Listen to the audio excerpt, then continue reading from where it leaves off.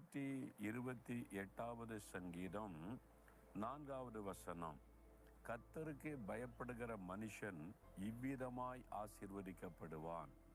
ஆண்டவர் உங்களுக்கு வைத்திருக்கிற ஆசீர்வாதம் இந்த மாதத்துல உங்க வாழ்க்கையில தேவன் வைத்திருக்கிற ஆசீர்வாதம் என்ன தெரியுமா? நீங்கள் இவ்விதமாய் ஆசீர்வதிக்கப்படுவீங்க. எவ்விதமாய் அப்படின்னா, உன் கையின் பிரயாசத்தை நீ சாப்பிடுவாய். வேலையில, வருமானத்துல, தொழில்ல உடைய கையின் பிரயாசம் ஆசீர்வதிக்கப்படும். அது முதலாவது. பயப்படுகிற மனிதன், அவருக்கு தான் இந்த ஆசீர்வாதம். கர்த்தருக்கு பயந்து அவர் வழிகளில் நடக்கிறவன் எவனோ அவன் ஆசீர்வதிக்கப்பட்டவன். அப்போ தேவ பயம் உங்களுக்குள்ள இருக்கணும். அவருடைய வழிகளில் நடக்கணும். அதற்கு ஒப்பு கொடுப்பீங்களா? உங்க குடும்பத்தை அப்படி நடத்துவீங்களா?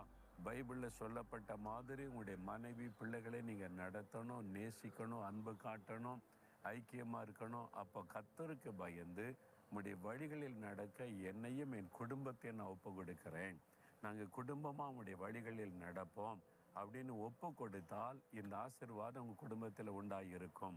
விசுவாசிக்கிறீங்களா? ஆண்டவர் தான் வாக்கு கொடுத்திருக்கிறார். இப்ப நம்ம ஜெபிக்கலாமா? அப்படியே ஆண்டவரை பார்த்து சொல்லுங்க. ஆண்டவரே, என் குடும்பத்தை நீர் நேசிக்கிறதற்காய் ஸ்தோத்திரம். என் குடும்பத்தை ஆசீர்வதிக்க விரும்புகிறதற்காய் ஸ்தோத்திரம். நானும் அதை விரும்புகிறேன். நீர் வாக்கு கொடுத்தபடி என்னுடைய கையின் பிரயாசத்தை ஆசீர்வதித்து வருமானத்தை பெருக பண்ணும். என் மனைவியை ஆசீர்வதித்து கனிதரும் திராட்சை செடியாக நீ என் மனைவியை பயன்படுத்தும். ஆண்டவரே, என் பிள்ளைகளை ஒலிவு மர கன்றுகளைப் போல ஆசீர்வதியும். உன் பிள்ளைகளின் பிள்ளைகளை காண்பாய் என்ற வாக்குத்தத்தத்தின் ஆசீர்வாதம் எங்கள் குடும்பத்தில் உண்டாயிருக்கட்டும்.